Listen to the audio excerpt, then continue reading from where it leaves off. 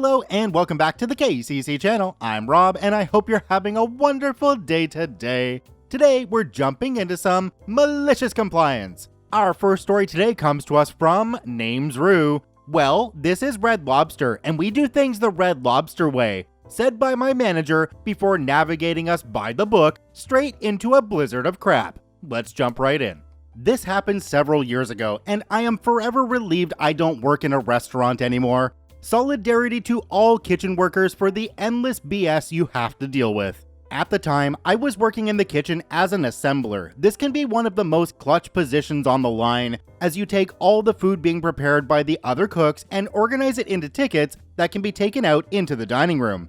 Accordingly, it is often a bottleneck for food leaving the kitchen. If you have a slow assembler, cooked food dies under the heating lamps, grilled salmon dries out, fries become soggy, linguine alfredo hardens into concrete, really horrific crap.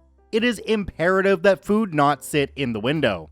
I was working a weekday lunch shift, which is normally pretty slow. We must have provoked the wrath of the restaurant gods on this day though, because out of nowhere, the store got hit with a tsunami of customers. I could just barely make out the other cooks through the cloud of shrimp scampi, fryer grease, and cheddar bay biscuits flying through the air. I knew the crap blizzard was headed my direction and began putting empty plates up in the window with the shape of each ticket that was to leave the kitchen, a technique I had learned to help survive BS like this. On the other side of the window, coordinating the servers, was my manager, Seaface. Shouldn't use his real name actually, let's call him Bob instead. Bob was hyperactive and had an irritating tendency to micromanage kitchen processes, a problem compounded by his not knowing how the F to run a kitchen. When I began putting empty plates in the window so that the incoming interstellar-sized wave of seafood had something to land on, he stopped me. "What are you doing?" Bob asked. "I'm putting the plates on their sides in the window because we're about to have very high volume of food coming through," I replied. "Well, this is Red Lobster, and here we do things the Red Lobster way. We plate the food when the food is ready, and we don't put sides on early."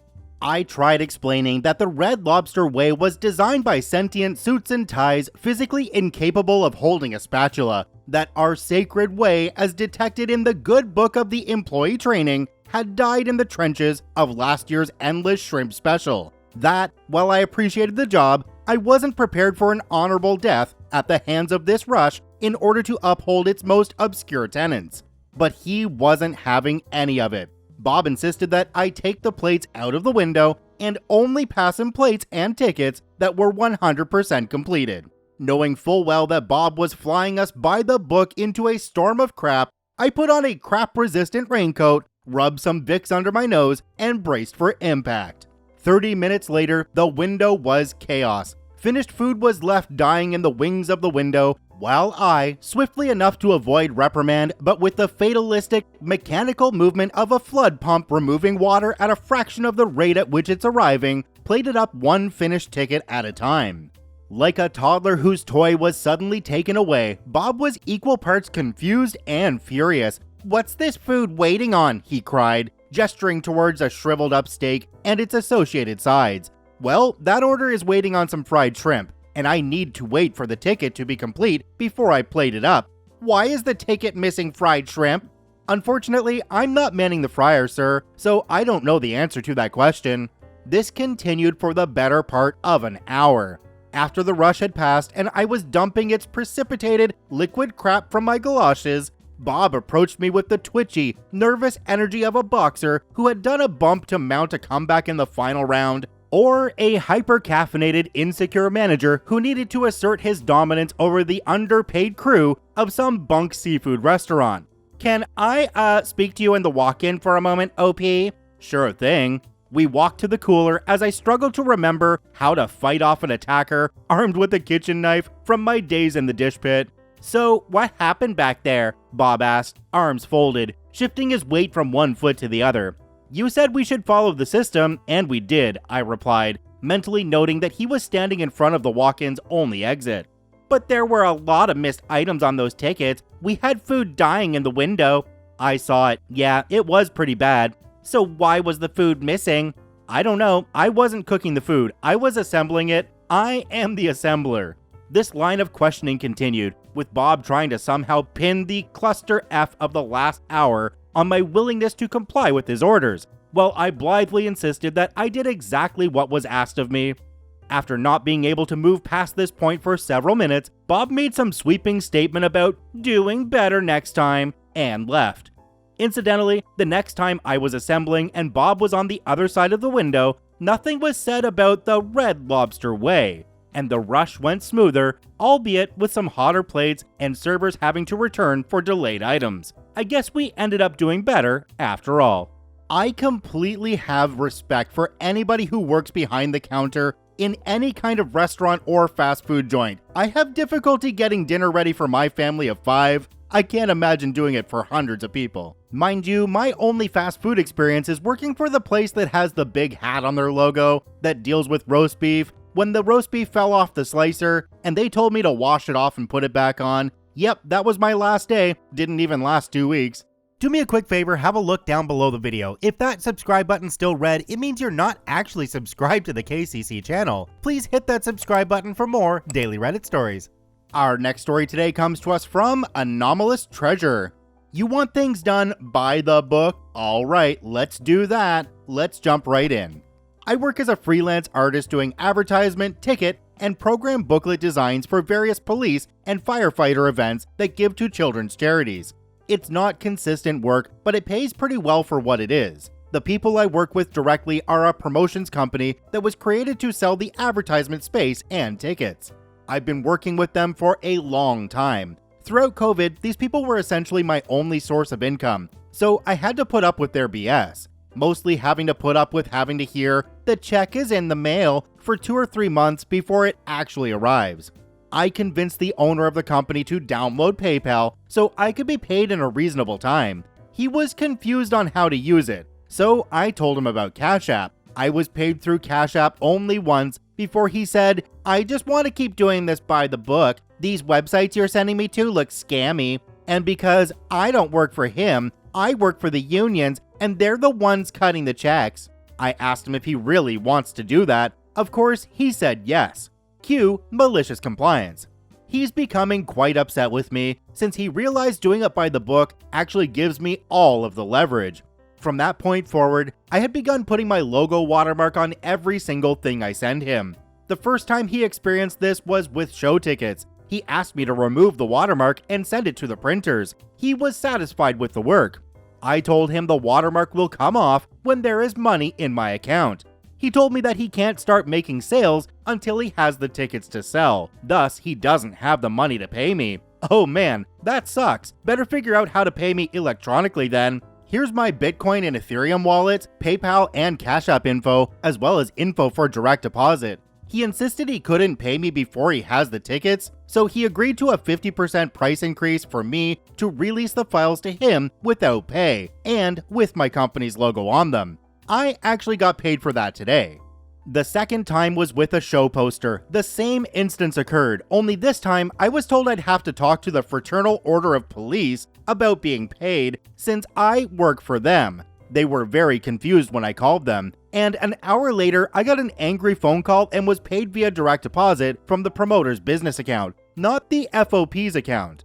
This morning was pretty interesting. He called me up while meeting with the police association to talk about cutting me a check for the last show that happened yesterday, 9/25. On this call, I was asked about bank transfers, asked how to make a Bitcoin wallet, all that good stuff, but the promoter asked why my invoice stated that I'm no longer accepting checks as a form of payment. "Are you sure you want me to answer that in this meeting?" I asked him. He said yes, so I told him while he was on speakerphone with his boss. "Because you don't pay me for months when we do checks. I only accept online or bank transfers." There was a little back and forth between him and the guy from the police association. It didn't sound like Mr. Promoter was having a good time. I was told I would get a call back about payment. Well, I received that call from the police association, not the promotion agency. I've been paid via PayPal and apologized to profusely. When I got the call from the promoter afterward, he had a very upset tone. He asked why I'm doing all this. "Well, sir, you told me you wanted it done by the book, right? This is by the book. We didn't do it by the book before because I've worked for you for years and your son is my best friend. So this is how it will be from now on. We'll see how it turns out. I'm confident I won't be losing any work since the police associations, firefighters, and other organizations have repeatedly told me how great my work looks and how I often work at half the price of other freelancers. I think the statement of, "Are you sure you want me to answer that?" goes into the same bucket as, "Can I get that in writing?" Because if you're hearing this from somebody, you better do a double check on what you're asking for, because chances are you're about to get screwed. Apparently, OP's boss wasn't smart enough to realize that. It does make me wonder though if OP got in touch with these associations themselves, maybe they could take the contract themselves and work independently. Our next story today comes to us from Roadkill1012. Let you handle it? Okay, I'll just be over here. Let's jump right in.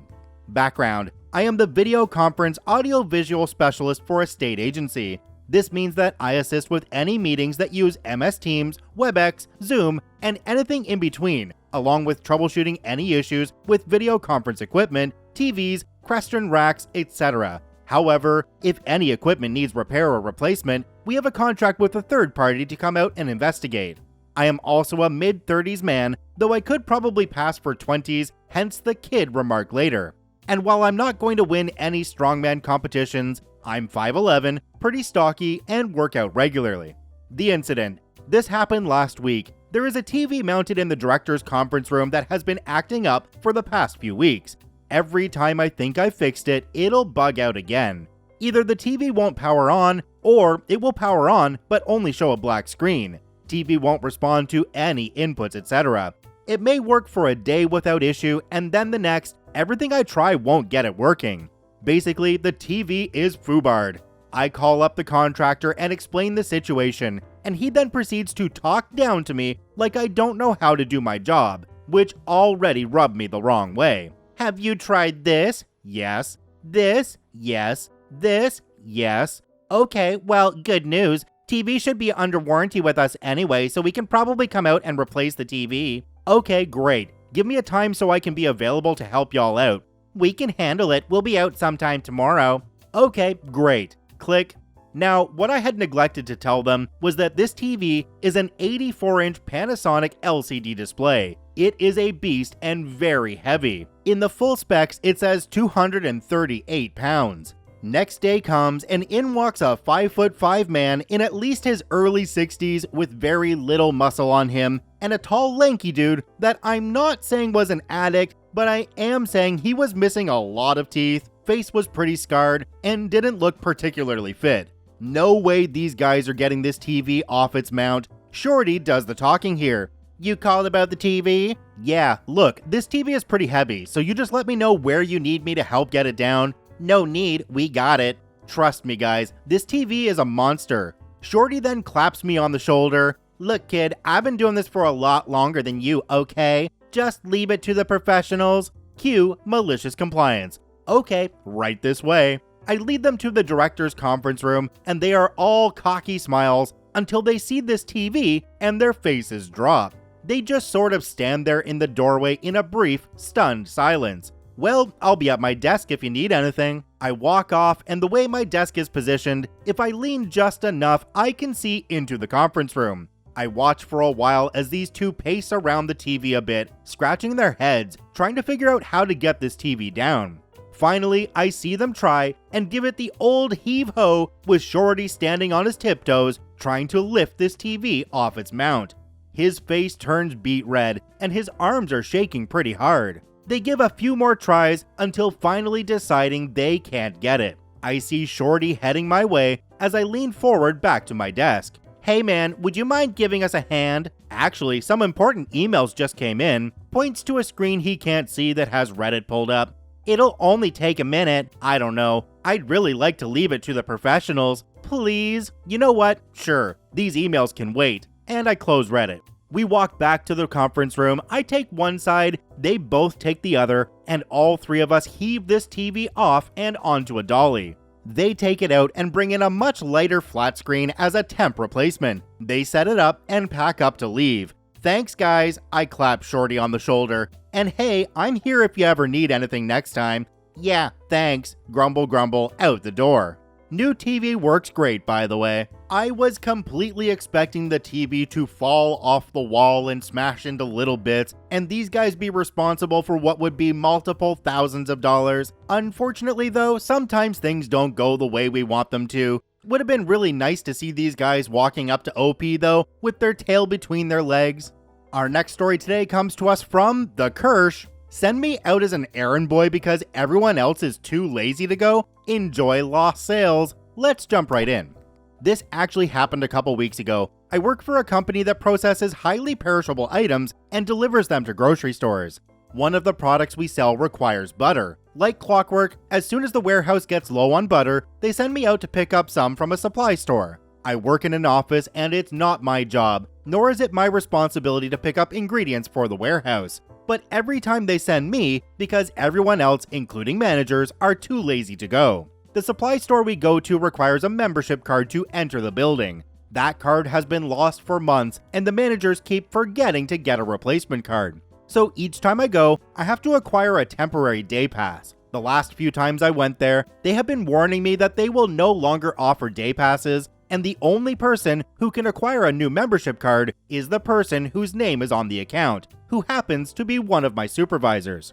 I have been warning him over and over that he needs a new card because they will stop letting me in the building. Each time I am given the same answer, I'll go when I have time. Fast forward to today, the warehouse is once again in need of butter, and they once again ask me to pick it up because they are too lazy to go. This time, I did not remind them about needing a membership card because I have told them about it several times, and they are too lazy to take care of it. So I wait until nearly the end of my shift to attempt to buy the butter, and I was told once again that I need a membership card and will not be allowed inside, just as I expected. Afterwards, I returned to the office telling my supervisor I was unsuccessful because, as I've stated several times, they are no longer offering day passes.